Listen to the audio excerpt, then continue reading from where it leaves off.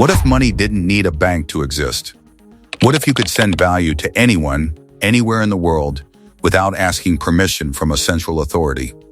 That's the intriguing idea behind Bitcoin, and it's what we're diving into today. Welcome to this complete beginner's guide to Bitcoin in 2026. If you're new to this topic, don't worry, we'll keep things simple, step by step. No jargon overload, just clear explanations with everyday analogies to help it all make sense. By the end, you'll have a solid understanding of what Bitcoin is, how it works, and why it's still relevant today. Let's get started. To start, let's talk about what Bitcoin really is. The main thing about Bitcoin is that it is digital money. It works like the money in your wallet, but it only exists on a network of computers all over the world. Bitcoin works on a decentralized network, unlike regular money, which is regulated by banks and governments. That means that no one person, business, or government is in charge. Instead, thousands of computers called nodes work together to keep everything safe and clear. You might think of it as a notebook that everyone can view but no one can change. This notebook keeps track of all the Bitcoin transactions that happen on the network.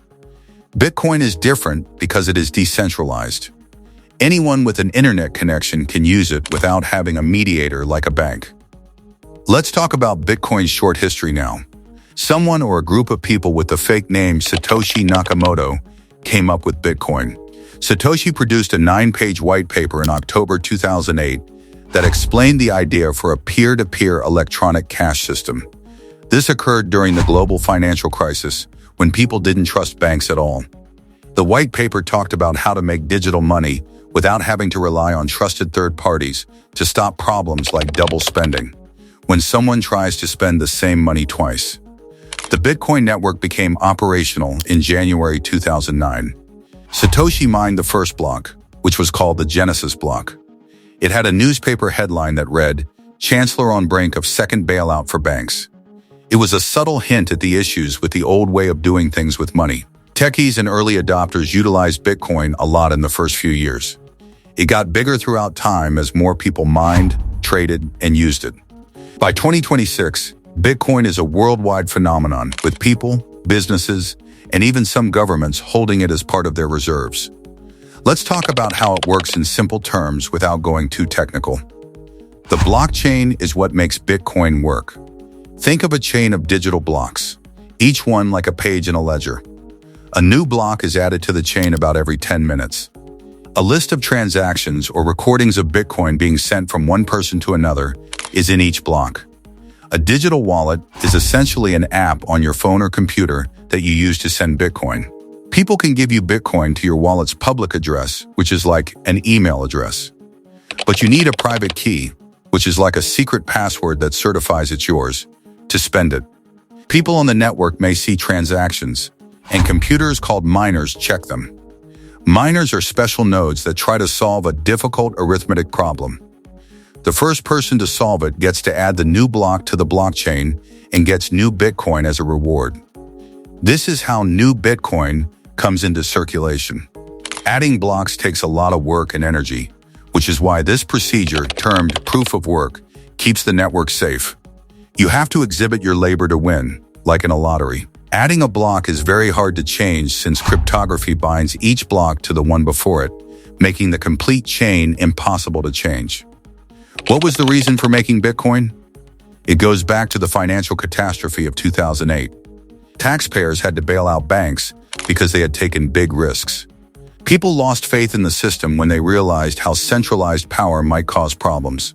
Satoshi Nakamoto intended to make a different kind of money that no one person could change. As scholarly reviews point out, Bitcoin was marketed as a tech-based fix for the problems with traditional finance, including as a lack of transparency and too much reliance on middlemen.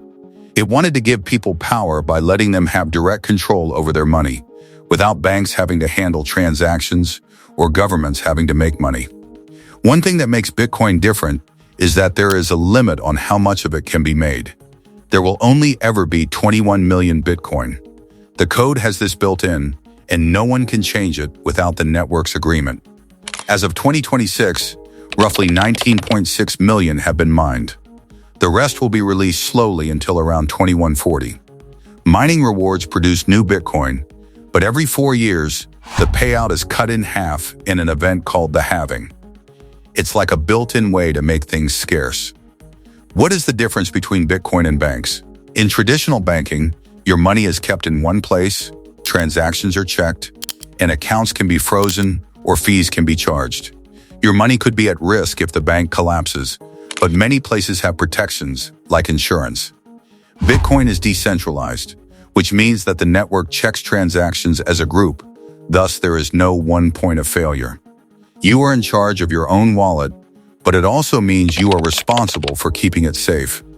If you lose your private key, no one else can get it back.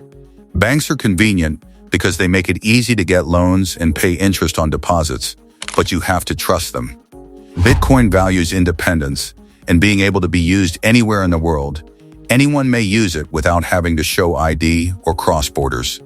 But Bitcoin transactions can take a while to confirm and may cost money at busy times, which is not the case with some systems that allow rapid bank transfers. It's a trade-off between having greater control and having more supervision.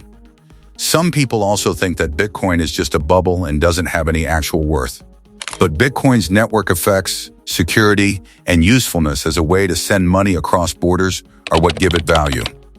Miners' energy and computing power support it, and its scarcity model gives it some of the same qualities as commodities. Just because something is volatile doesn't mean it has no worth. Many things do. People also say Bitcoin is terrible for the environment since it uses a lot of energy to mine.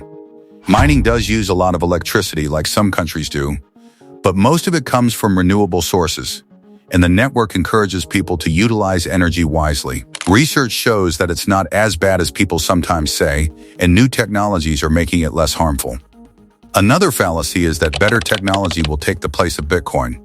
There are new cryptocurrencies, but Bitcoin will last since it was the first, has a good security record, and is widely used. It's like TCP/IP, the basic protocol for the internet, that doesn't change as programs do. Let's talk about hazards and how things can change. Bitcoin's price can change a lot. In the past, its price has been around 10 times more volatile than the dollar versus the euro. This means that the price of your Bitcoin can go up or down a lot in a short amount of time. Market sentiment is one of the factors. Good news, like big corporations adopting the technology, might make people more interested, while bad news, like changes in regulations, can make people less interested. Supply and demand are important. When there isn't much of anything, big purchase might make changes bigger. Another difference is liquidity. Bitcoin markets are smaller than stock markets, so big trades have a bigger effect on pricing. There are regulatory dangers. Governments could make restrictions that change how things are used. Always use trusted wallets and backups to protect yourself from hacks on exchanges or lost private keys. Why is Bitcoin still important in 2026? Even though there are problems, it is still being used. Pension funds and businesses are keeping Bitcoin as a way to protect themselves from inflation, seeing it as digital gold. Regulatory clarity is getting better around the world, and frameworks in places like the US and Europe are making it simpler for mass adoption. Bitcoin has more uses than just preserving wealth. It also makes it easy to send money across borders quickly, especially in places where currencies are unstable. Bitcoin is part of bigger blockchain ecosystems that change real-world assets into digital ones. It also enables new technologies like the Lightning Network, which speeds up transactions. It is legal tender or reserves in many sovereign governments, which shows how important it is in the world. Reports from both academics and businesses show how important it is in a digital economy that is at a turning point, with enterprise deployment and interoperability moving forward. It doesn't replace regular money yet, but it does give people another option in a society that is becoming more digital. That wraps up our beginner's guide to Bitcoin in 2026. We've covered the basics, what it is, its history, how it works, why it exists, and more, all without the hype. Remember, this is educational info only. Always do your own research before engaging with any technology. If you found this helpful, give it a thumbs up and subscribe for more neutral, beginner-friendly guides on crypto topics. Hit the bell for notifications and let me know in the comments what you'd like explained next. Thanks for watching, stay curious and informed.